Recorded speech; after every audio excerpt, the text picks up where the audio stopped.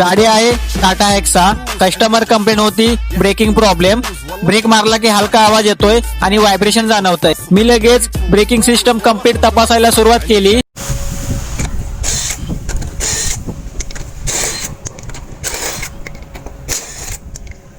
Wheel open करून बघितलं. समोरचे ब्रेक पॅड बघितले.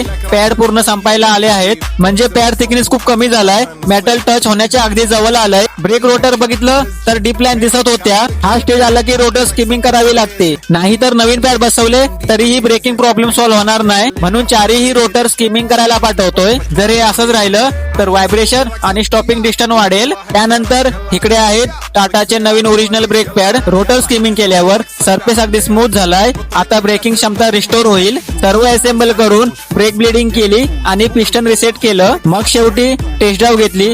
गाडीचा ब्रेक रिस्पॉन्स एकदम स्मूथ आणि सायलेंट झालाय.